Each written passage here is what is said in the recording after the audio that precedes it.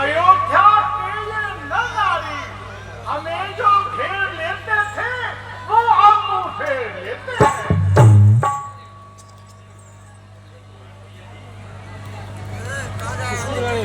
क्या शत्रुघ्न, किसी से कहा अयोध्या को उजाड़ने वाली का बेटा आया है? कौन है वो जो हमारी माता पर देशद्रोही का दोष लगा रहा है? और सुनो भैया, क्या शत्रुघ्न, कोई और बोला है सोने वाले राजा का इतना अच्छा स्वागत हो रहा है? हे भगवान, जहां में ये क्या इसरार है? हालत ऐसी अब तक क्यों है? तमाम गली कूचे बिल्कुल सुनसान पड़े हैं, सारे बाजार बिल्कुल वीरान पड़े हैं। शाही महलों पर आज चीलें क्यों इतना मंडला रही हैं? ये बदशगुनियां तो किसी सख्त हादसे का पता बता रही हैं। न मालूम आज किसका मातम हो गया जो सूर्यवंशी झंडा इस प्रकार खम हो गया। बेशक आसार तो कुछ खराब ही नजर आ रहे हैं। आप जल्दी से पिताजी के दीवान खाने की तरफ कदम बढ़ाइए। चलिए शत्रुघ्न जी। सुना है भरत जी आ गए हैं। आ गए तो अब तक कहाँ रहे? क्या जरा उन्हें मेरे पास बुला ला। वो तो सामने से आ रहे हैं।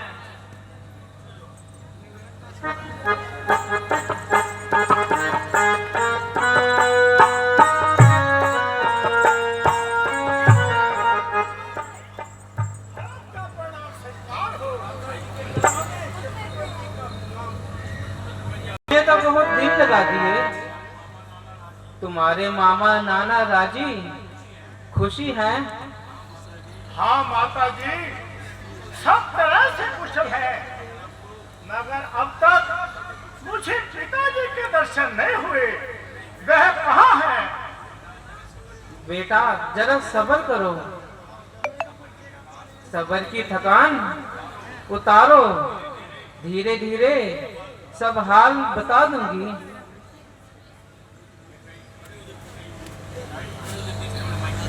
कह तो रही हूँ कि धीरे धीरे सब हाल बता दूंगी।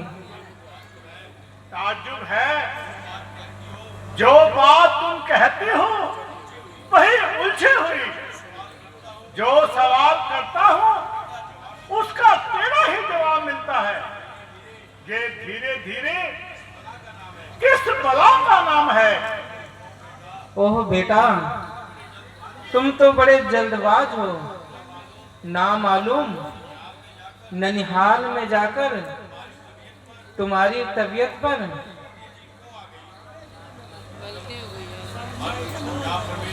यहाँ परमेश्वर, ये धीरे धीरे किस युग का नाम है? यहाँ किसी सदी का हिस्सा है। आखिर इस धीरे धीरे का कभी खात्मा भी होगा। बेटा तसल्ली रखो, घबराओ मती। मैं धीरे धीरे सब हाल बता दूंगी। क्या हाल बता दूंगी? आग लगे तुम्हारी धीरे धीरे को।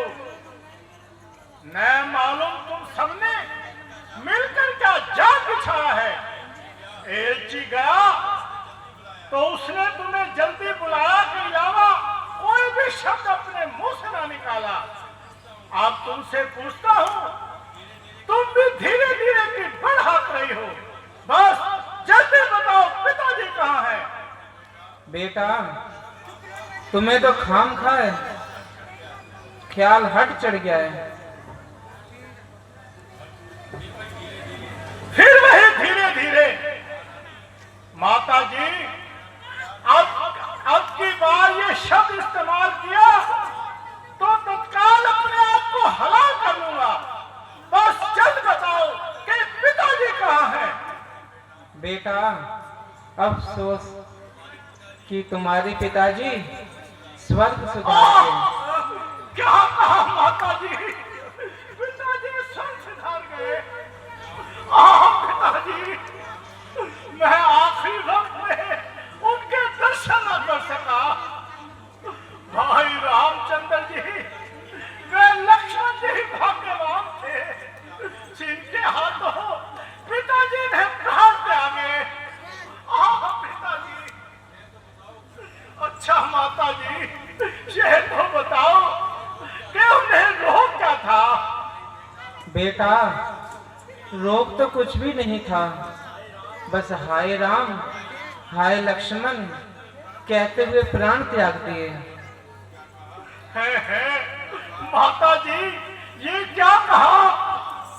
क्या भाई रामचंद्र और लक्ष्मण जी भी यहाँ उपस्थित नहीं थे? हाँ बेटा, वो पहले से ही वन को चले गए।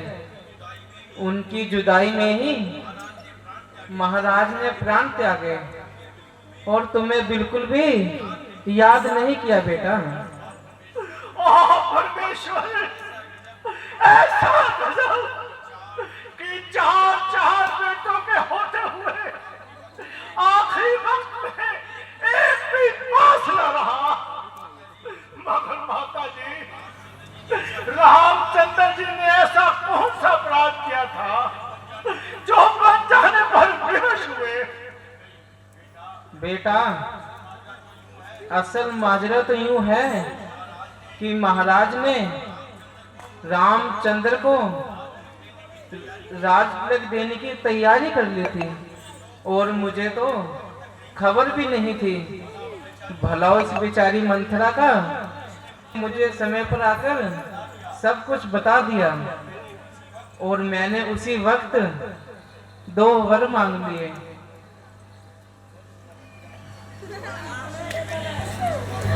इसलिए मैंने उस मौके को देखकर 2 वर पूरा करने के लिए मजबूर किया, यानी कि रामचंद्र को 14 वर्ष का वनवास और तुम्हारे लिए राज तिलक। उन्होंने मुझे वोट टालने की कोशिश की बेटा, लेकिन मैं अपनी जिद पर अड़ी रही। कुंवर जी, रानी सच कहती है, अब खुशी से रात संभालो और अपने दिल के अरमान निकालो। ये तेरी याद लगाई हुई है। भाई, जो होना था वो तो हो लिया, हमें तो रो लिया। आप किसी और जात पर हाथ उठाकर अपने कुल को दाग न लगाओ। और चुड़ैल को जा, जल्दी मेरी आंखों से काबुल हो जा। जो कुछ मैंने किया तेरे भले के लिए किया। अब भला भला भला मंजूर था मेरा, किया होता भला मेरा, लिया था जन्म जब मैंने, दबा देती ही गला मेरा। बेटा, मेरी तो कुछ इज्जत रख। वही तो मुझे शर्म आ रही है। ना मैं तेरा दूध पीता और ना ही दिन के लिए जीता, परंतु क्या करूं, बचपन में ज्ञान ही न था।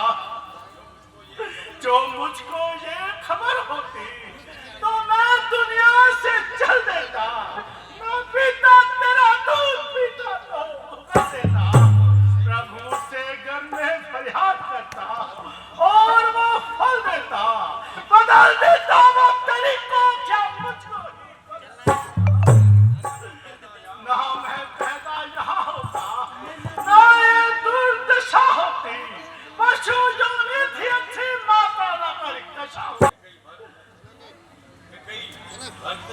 भरत, कुछ तो सोचो, आखिर मैं तुम्हारी माता हूँ। धिक्कार धिक्कार, तुझ पर 1000 बार और मुझ पर करोड़ बार। तूने माता के नाम को अपवित्र कर दिया। हट जा मेरी आंखों के सामने से। मैं नहीं देखना चाहता तुम्हारी शक्ल, मैं नहीं सुनना चाहता तुम्हारा उपदेश। तू नागिन है जवां जिसकी गले तक काली काली है, वो धुल नहीं सकती जो कालिमा तूने लगाई है। गंगा राम की माता, जमुना लक्ष्मण की माँ, मगर जन्मी मेरे मुंह से बड़ी हुई गंदी गाली। अफसोस तुझे समझा सकती कि मैंने तेरे लिए क्या किया। ओ जालिम, अगरचे मेरा दिल साफ है, मगर दुनिया का मुंह कौन पकड़ सकता है। जिसके सामने जाऊंगा वही ताने देगा कि आले हाथ कथई का बेटा। माता कौशल्या और सुमित्रा को यही निश्चय होगा कि ये सब भरत की शरारत है। हाँ पिताजी, आपके मरते ही तमाम जमाना दुश्मन हो गया। भाई रामचंद्र भी यहाँ मौजूद नहीं है। अरे भाई, तुम्हारे लिए तो रामचंद्र मैं मौजूद हूँ। रामचंद्र नहीं तो मेरे लिए नहीं है। तुम क्यों रोते हो? भरत, गुस्से को संभाल और राजनीति के मार्ग पर आ जा। मेरी राजनीति यही है कि मैं राम को पद से वापस लाऊं और उन्हें गद्दी पर बिठाकर तुम्हारी मलिनाशा को मिट्टी में मिलाऊं। कुटिल नीति से जो चाहा तुमने वो नहीं होगा। ये गद्दी राम की है, राम।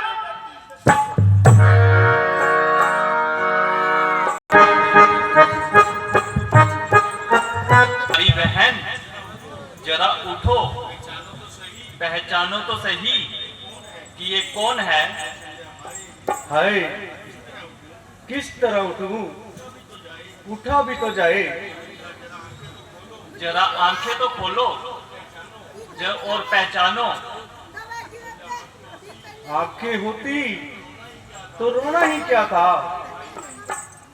अरे भाई, तू ही बता दे, तू कौन है? माता जी, आपका महानीच और है भरत। हाथ से मिला दो। कहाँ है वो? ओ के कहीं माता, तू संसार में उत्पन्न ही क्यों हुई? पैदा होते ही क्यों न मर गई? यदि जीती रही तो भाग क्यों न रही? बेटा, तुम्हें इतना घबराने की क्या जरूरत है?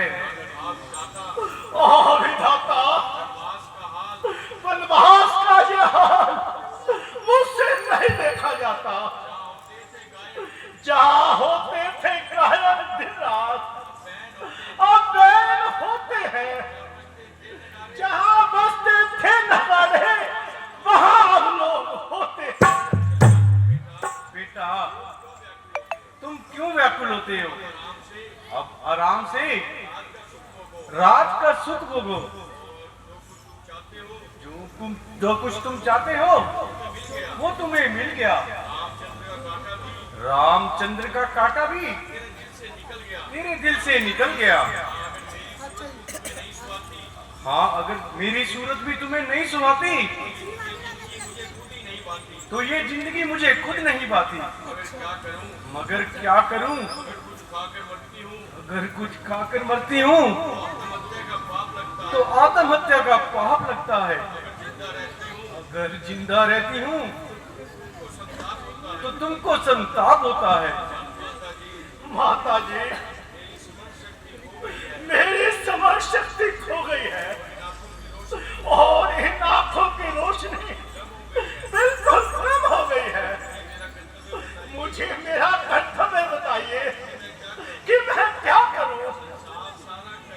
संसार कहेगा ये मैंने ही सारा नाट्य रचाया है, मैंने ही लाचे के लालच में क्या कहीं को फुसलाया है। सच कहता हूँ माता जी, यदि इसमें गुनाहगार हूं मैं, तो जितने दंड जगत के हैं सब लेने को तैयार हूं।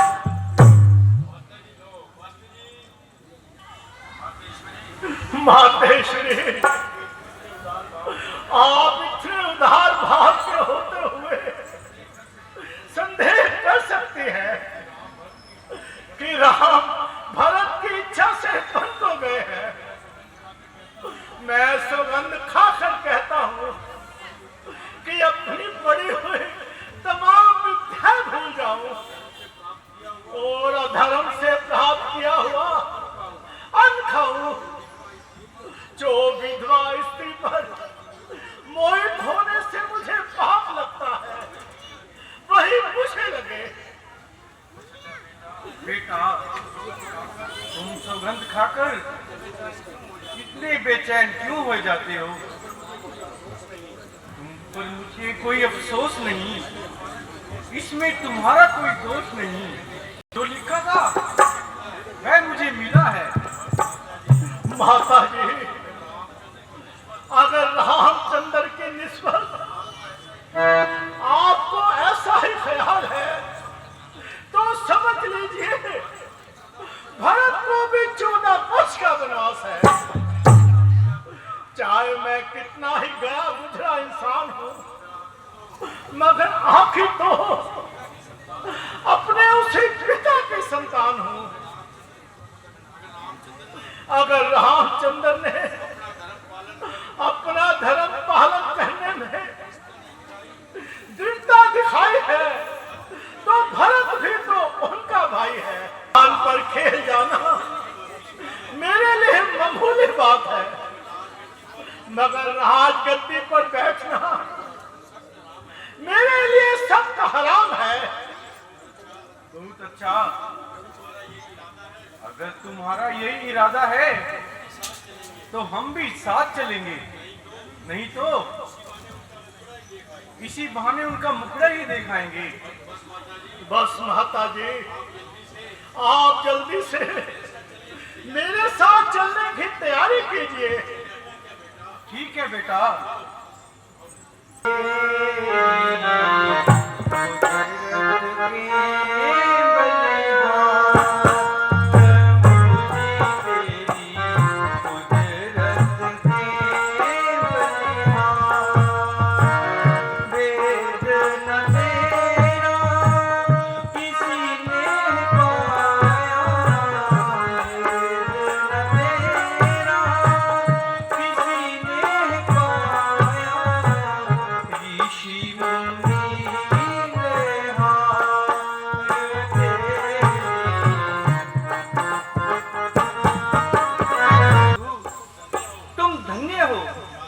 परमात्मन, तुम्हारी लीला अपरंपार है। अभी अभी जहां अथाह समुद्र लहरें मार रहा था, वहां देखने से भी पानी का घूंट भी नहीं है। एक माता जो थोड़ा समय पहले अपने होनहार पुत्र का साज श्रृंगार कर रही थी और एक पल में और उसके मृत शरीर पर धाएं धाएं मारकर रो रही थी, जिसके चरण छूना मिट्टी अपना भाग्य समझती थी, वो आज रोटी के टुकड़े के लिए मोहताज है। प्रिय जी, मुझे सख्त अफसोस है कि तुम हर वक्त सख्त आहें भरती रहती हो और इस किस्म की बातें करती रहती हो।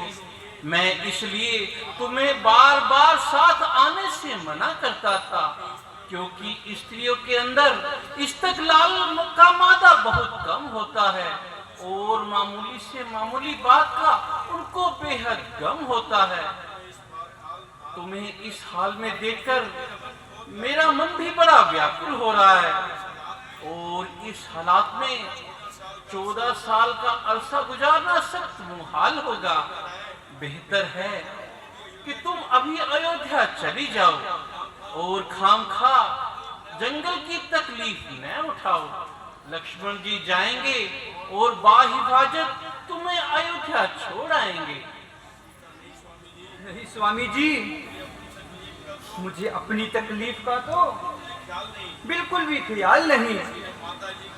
माता जी की वृद्धावस्था का ख्याल आ गया था जब आपके चरणों में निवास है, तो सुखों की सामग्री मेरे पास है।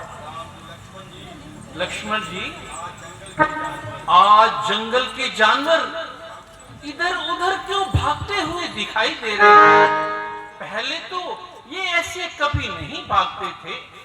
जरा देखना तो इन पर क्या मुसीबत आई है जो इन्होंने इस कदर भगदड़ मचाई है। जो आज्ञा भैया। भैया सावधान, माता जी आप कुटिया के भीतर प्रवेश कीजिए। बेशक। भैया क्या बात है? देखिए भैया, उधर को देखिए, उत्तर दिशा को। अब तो बिल्कुल ही साफ दिखाई देता है।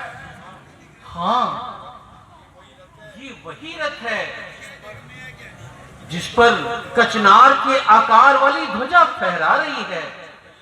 भैया जी, इसके पीछे शस्त्रों से सजी हुई सेना भी आ रही है। लक्ष्मण, सेना तो आ रही होगी, परंतु मैं पहचान गया कि ये वही रथ है जिस पर सवार होकर हम गंगा पार तक आए थे और इसे खुद सुमंत जी हाँक कर लाए थे। घबरा क्यों गए लक्ष्मण? हैरान क्यों हो जानकी? जिसको देखने के लिए आंखें तरस रही थी वही तो आ रहे हैं भैया भरत। रहने दीजिए भैया, अब रहने ही दीजिए। आपकी इस नरमी से तख्तो ताज तो पहले ही हाथ से गया और प्राण भी जाने वाले हैं। मगर भैया अब आप ये समझो कि लक्ष्मण के हाथ अब नहीं रुकेंगे। ए भाई शीघ्र आज्ञा दो। तुम्हारे विचार से भरत शत्रु भाव से आ रहा है, तो फिर सेना साथ में क्यों ला रहा है? पूछ लेना लक्ष्मण जब वो यहाँ पर आएगा। ज्यों ही वो यहाँ आएगा उसका स्वागत मेरे सनसनाते तीरों से किया जाएगा। ऐसा न कहो लक्ष्मण, भरत भी मेरे जैसा तुम्हारा भाई है। निसंदेह वो मेरा भाई है, मगर अब जब वो आदत आई है तो उसे मानने में भला क्या बुराई है? लक्ष्मण भैया, सेवक तो तुम बड़े निराले हो, मगर ये नहीं समझे कि भाइयों की लड़ाई में कुल की तबाही होती है। दुश्मन है समझा तू उसको, ये नहीं मानने के काबिल है। उस जैसा तो लायक भाई दुनिया में होना मुश्किल है। फिर मान भी ले वो बदल गया, चाहता है रखना मेल नहीं, तो उस पर उसकी सेना पर विजय पाना कोई खेल नहीं। तुम एक अकेले एक धनुष, तुम कैसे लड़ सकते हो? इतने लश्कर वाले राजा से तुम किस प्रकार अड़ सकते हो? भैया ऐसा ना कहिए कि मैं लड़ नहीं सकता। जहां आए तो बस उसे जीता ना छोड़ूंगा। नेवले की तरह नागिन के बच्चे को जिन छोड़ूंगा। भरा है द्वेष जिसके सर में, कसम मैं उसको फोड़ूंगा। न काटूंगा मगर तलवार की मूठों से तोड़ूंगा। बड़ा मतलब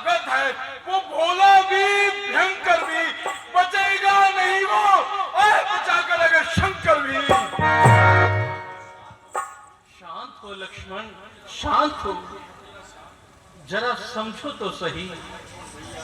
भैया मुझे क्षमा कीजिए, लक्ष्मण शांत नहीं रह सकता और मैं इस तरह आपके सामने बोलता हूँ, मगर क्या करूं? रघुवंश का अंश, भाई का सेवक, हाथ में धनुष बाण और भरत का दोष, इसमें एक भी ऐसी वस्तु नहीं जो लक्ष्मण को शांत रहने दे। ये मेरे हाथों में धनवा है, धनवे पर तीर चढ़ रहा, शत्रुओं सबल जाओ जरा लक्ष्मण का क्रोध। पृथ्वी हो जाए खंड खंड, विंध्याचल तिल तिल हो जाए, तूफान समुद्र से उठकर आकाश में चाहे टकराए, विष्णु जी भी आ जाने रहे तो शंकर जी भी साक्षी है, रण में उसे सियारूंगा तो राघव जी का बैल है। देखो लक्ष्मण, जिस प्रकार खीर में विष मिला हुआ देखकर बुद्धिमान उसको नहीं खाते, वैसे ही मैं भरत जैसे भाई को मारकर त्रिलोकी का राज भी नहीं चाहता। लक्ष्मण, तुम आओ और भैया भरत के स्वागत की तैयारी करो। माता जी, अब मैं क्या करूं? इधर ये दया के देवता प्यार और अहिंसा के अवतार हैं और उधर वो आतताई भाई और निर्दयी रिश्तेदार है। ये चाहते हैं उनका कल्याण और वो चाहता है उनकी जान। माता जी, आप भी कुछ राघव को समझाइए और जिस तरह भी हो मुझे आज्ञा दिलवाइए और फिर मैं क्या करता हूँ ये बस आप देखते जाइए। निस्संदेह लक्ष्मण जी, तुम्हारे बल और पराक्रम का कोई अथा नहीं पा सकता। जो तुम्हें युद्ध पर ललकार सकता है, परंतु मुझे तुम्हें वही करना चाहिए जो तुम्हारे भैया चाहते हैं। तब तो बिल्कुल ही साफ दिखाई देता है कि कैकेयी की मुराद पूरी हो गई और हमें वो आसानी से मारकर चला जाएगा।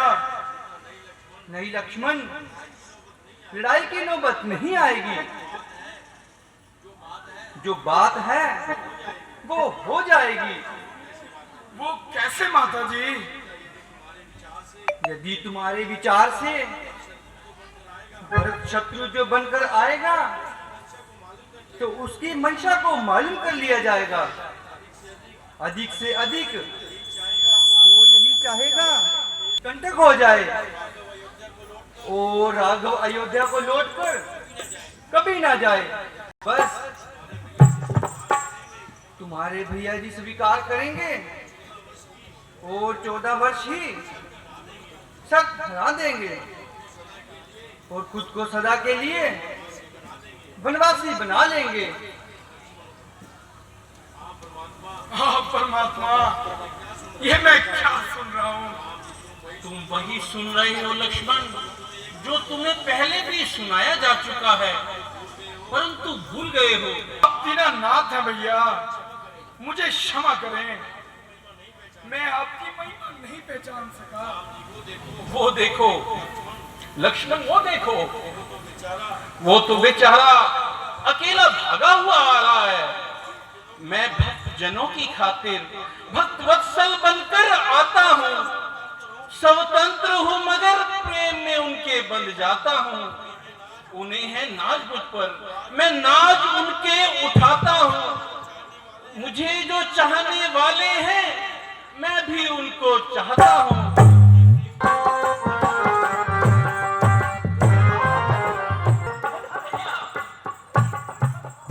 भैया कहो, तुम्हें क्या रंज पहुंचा?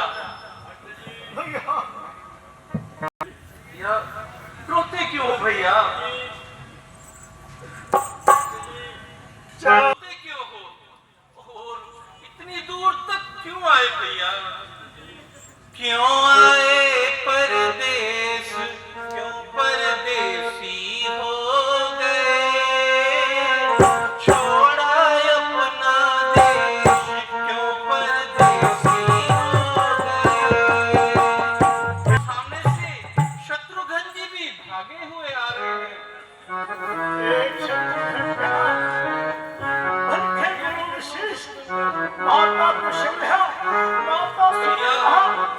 तुम भी प्रवेश करो।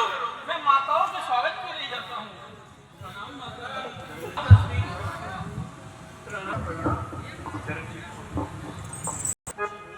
कैसे हो भौमा?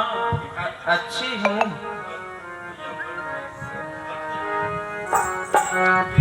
भैया, भारत की एक बेटी है, उसे स्वीकार करो। माता से जो अन्याय हुआ है, ताकि उनका पश्चाताप हो सके। ये क्या कहते हो भरत? सीता माता और लखन सहित महाराज अवध का राज करें और हम शत्रुघ्न सहित सबका वनवासी का धाम करें। माता के लिए सिफारिश हो जो मुझको अति प्यारी है। राम तो तुमसे भी ज्यादा इनकी वनवास की आज्ञा तो उन्नति का पद दिखलाती है। संग्रह से त्याग बहुत ऊंचा ये महामंत्र बतलाती है। माता जी, आपका इसमें कोई दोष नहीं। आप गंगा जल से बढ़कर पवित्र हो। अगर ऐसी बात है तो सुनो। हम स्वयं सीता लखन सहित आधा पक्ष के कई के हैं। रघुकुल से आज क्षमा हुए, अपराध क्षमा के कई के हैं। माता, तुम्हारा दोष दूर पंचों में तत्काल हुआ, इसलिए को तुम्हारी से उत्पन्न भरत सा लाल हुआ। बेटा, शुक्र है तुम्हारा चांद सा मुखड़ा देखने को मिला। वो बेचारे तो अंतिम समय में भी तुम्हारा दीदार न कर सके। ये क्या सुना दिया? पिताजी, पिताजी,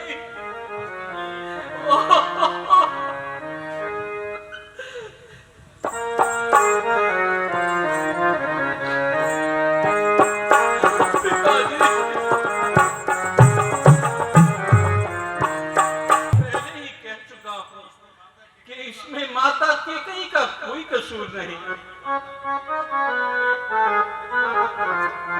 अगर माता के प्रति अपशब्द कहोगे तो रात को भी खो बैठोगे भैया।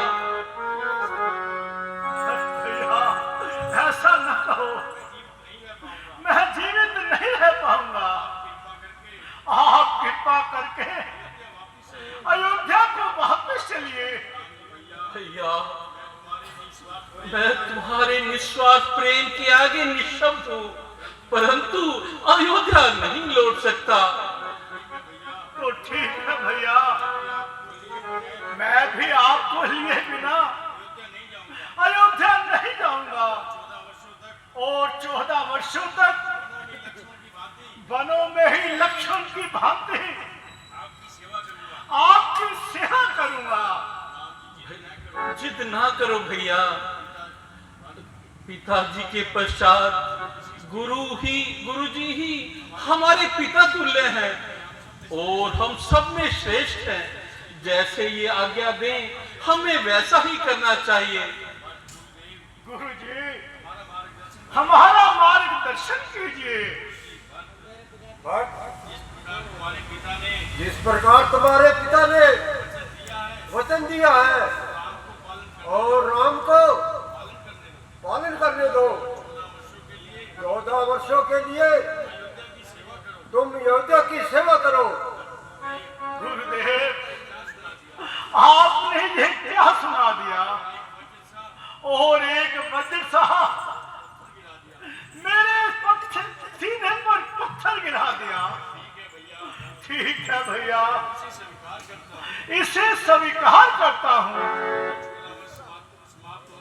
किंतु 14 वर्ष समाप्त होते ही यदि आप अयोध्या न लौटे तो मैं आत्मदाह कर लूंगा और एक दिन भी देरी नहीं रहूंगा।